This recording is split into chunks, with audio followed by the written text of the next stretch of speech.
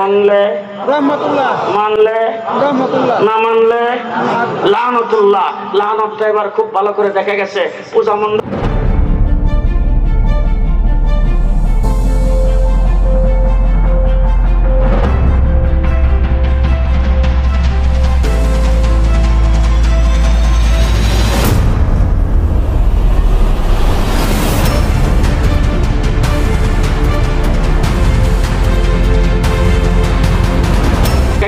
পূজা মণ্ডপে যায় বলছে পূজার রোজা।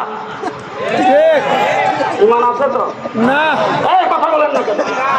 ইমান আছে তো? আবার পূজা মণ্ডপে যায় কইছে আমার ঘরে যদি সন্তান হয় আমি মুসলমান হিসাবে নাম রাখবো মুহাম্মদ, আমার ঘরে সন্তান হইলে নাম রাখবো নবীদের নাম মুসা, ঈসা, আইয়ুব, ইউসুফ। আর আপনাদের ঘরে যখন সন্তান হবে আপনি রাখবেন কৃষ্ণ আর বিষ্ণু, কৃষ্ণ আর বিষ্ণু, মুহাম্মদ, ঈসা আর মুসা একই শান্তির বাহক। ঠিক। এই নাউজুবিল্লাহ কইছ না কেন? ইমান আছে তো? ইমান আছে তো? আবার যায় বলছে এতদিন পর্যন্ত আপনাদের এই পূজা মণ্ডপে আসতে পারি নাই, আজকে আগমন করে আল্লাহর শুকরিয়া আদায় করি। নাউজুবিল্লাহ আসতে কোন? নাউজুবিল্লাহ আসতে কোন? পরিষ্কার বলে দিচ্ছি এটার নাম হলো বিলাতি ইসলাম।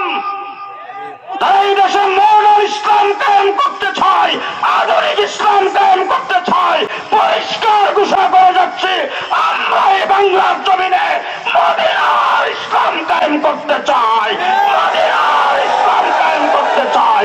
কে কে রাজি আছেন হাত তুলে দেখান।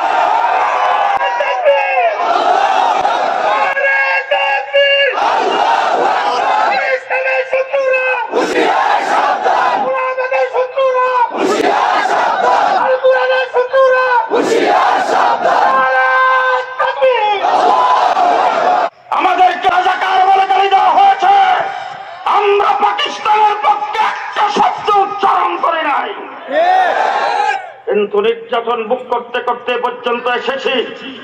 আমাদের বুজুর্গানের দিন, অতীত বুজুর্গানের দিন, আল্লামা নূর হোসেন কাসেমী রহমতুল্লাহ আলাইহি, জুনায়েদ বাবনগরী রহমতুল্লাহ আলাইহি, আল্লামা আহমদ শফি, মুফতি ফজলুল হক আমিনী, শাইখুল হাদিস আল্লামা আজিজুল হক ইসলাম প্রতিষ্ঠার জন্য তাদের জীবনকে উৎসর্গ করেছেন। আজকে তারা দুনিয়াতে নয়, আমরা আমাদের জীবনকে বাজি লাগায় বাংলাদেশে ইসলাম প্রতিষ্ঠা করতে চাই। আপনারা আছেন তো আমাদের সাথে? আপনারা আছেন তো আমাদের সাথে? বিপ্লব বাংলাদেশে আমরা ঘটাইছি। 24-এর গণ বিপ্লব ঘটেছে, 24-এর গণ অভ্যুত্থান হয়েছে ছাত্র জনতার আন্দোলন সংগ্রামে, আমরাও সেই সাথে ছিলাম। আমাদের হেফাজতে ইসলামের 84 জন কর্মী সেখানে জীবন দিয়েছেন। আমরা আজকে পরিষ্কার ভাষায় বলে যাচ্ছি 24-এর গণ অভ্যুত্থান কোন অবস্থাতেই সম্ভব ছিল না শাপলা চত্বরের রক্ত না হলে। শাপলা চত্বরের রক্ত দিয়ে আমরা সেই অভ্যুত্থানের সূচনা করেছিলাম। বৎসরে এই তিনটা চারটা হত্যাকাণ্ড, গণহত্যা বাংলাদেশে হয়েছে।